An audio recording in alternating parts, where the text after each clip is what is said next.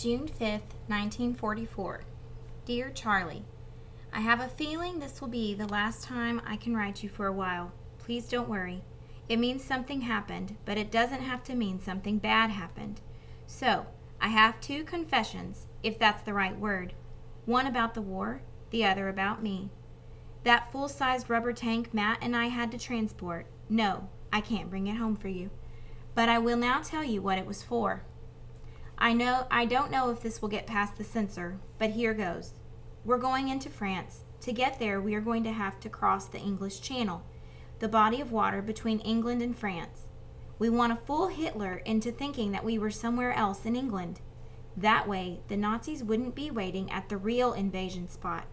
So the Allies came up with a doozy of a plan. We created a fake army. And by fake, I mean inflatable. The tank Matt and I transported was one of the first, a test. Many more were produced. It wasn't just tanks, also boats and planes, and even small buildings, I think. These things were set up to look like a real base, and soldiers were stationed there to act like they would if it were a real base. The idea is that if any German planes flew over, they'd hopefully believe that our forces were bigger and closer than they had thought. Ira said, it's like a stage play where the stage is the entire outdoors and the audience is the entire world. And we think our rubber army worked. We'll find out soon enough.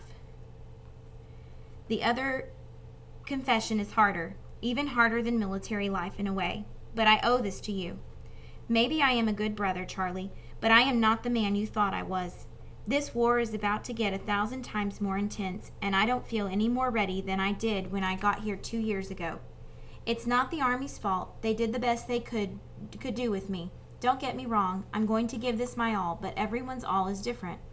And what gets me hardest of all about this is that I left to protect my country when I could barely protect my family.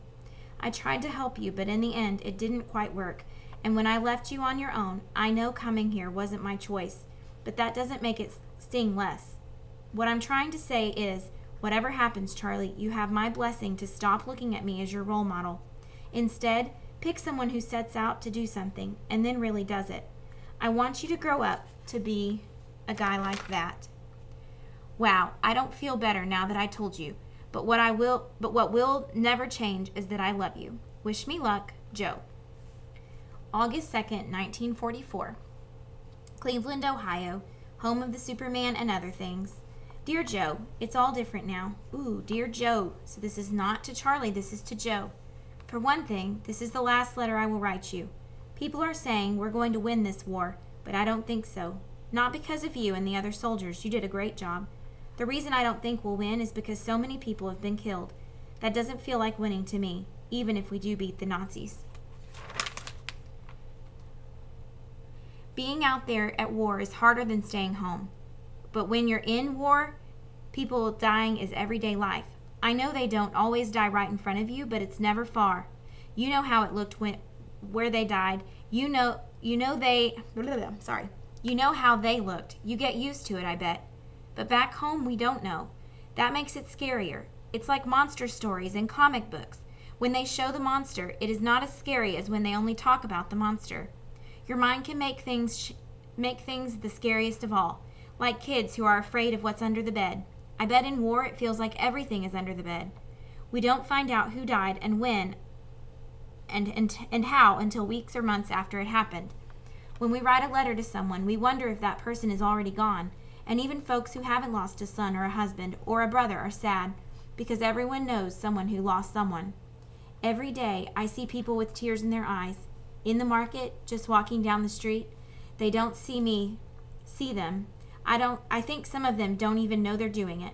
For soldiers, dying is everyday life. For us, crying is everyday life. Even when you were so far away, you always tried to look out for me at home. But then you also always wrote that you're no hero. You're no help. But I know that you are, and you know what? I don't care if you don't agree.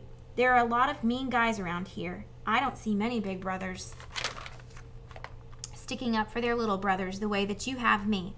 And you taught me how to do it for myself. Here's how I know. I told you about that big snowstorm last winter when we were let out of school early. What I didn't tell you is that I was walking home by myself. I saw Jed shoveling his snow his driveway, even though it was still snowing. I tried to pass without letting him see him. There we go. But he grabbed the hood of my coat and he pulled me backward. He shoved the shovel at me and said, "Perfect timing. You finish." I looked to his house and he said his parents weren't home. I said I forgot my mittens in school. He just laughed. Then he asked me if I was going to cry. I didn't say anything. I just shoveled his stupid driveway while he watched. He looked like he couldn't believe I was really doing it.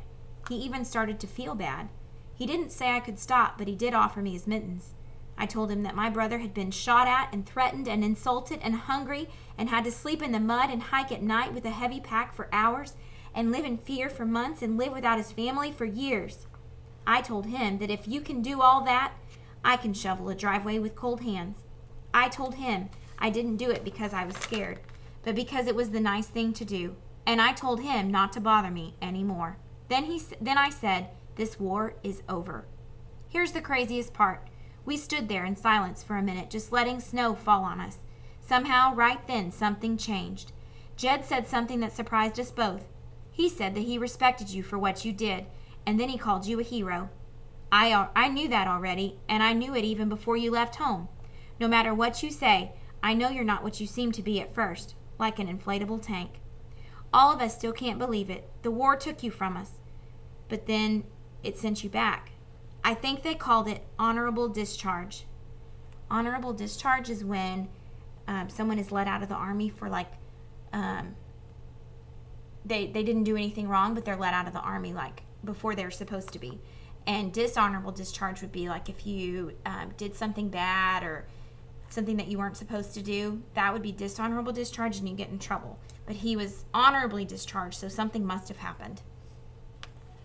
We are luckier than so many families whose boys did not survive June 6th, the invasion of France, like Matt's family. Poor Richard. I know you and Matt weren't exactly friends, but I am so sorry. Oh. The doctor thinks you'll be back on your feet in 6 weeks. Think about what might have happened to him. You might walk with a limp, but like you said, first thing when they brought you home, I still have my life. You're probably wondering why I didn't tell you before what happened with Jed. It's because I told myself that if I wished I could tell you in person, then one day I would be able to tell you in person. But I wrote it down so if you ever forget what I think of you, no matter where I am and where you are, you'll always be able to reread this to remind yourself. I know you're resting, but nothing is going to stop me from walking down the hall to give this letter to you right now. Love, Charlie. So he made it home. Yay! But Matt did not, so that's very sad. All right, and just a real quick author's note on World War II. During World War II, no ground fighting occurred in the United Kingdom. That's where he was stationed in England. But that doesn't mean that nothing dramatic happened there. Before I researched wartime England, I had never considered the enormity of what we now know as D-Day. That's when we invaded France. So the Ally invasion of Nazi-occupied France. So we invaded France. That's basically when the war was won. The date was June 6, 1944, the day after Joe's last letter. I had never wondered just how the Allies could have trained more than 150,000 troops and captured a site of the war and sneaked them across the English Channel into Normandy. They had to set out from somewhere, and I knew nothing about the massive and successful deception. Charlie, Joe, Matt, and Cookie weren't real, but inflatable tanks were. The Allied plan to trick Nazi Germany with dummy vehicles was called Operation Fortitude, part of a larger plan called Operation Bodyguard. Those operation names may sound cool, but this effort is sometimes known by another name that is even cooler, the Ghost Army. With your parents, search Ghost Army and inflatable tanks World War II online to see astonishing footage of the real fakes. What's more, the Allies created 2 fake armies. The one in the story was in the southeast England, the other was in Scotland, and the plans involved more than phony tanks. To increase their chances of fully fooling Hitler, the Allies also used phony radio transmissions and double agents.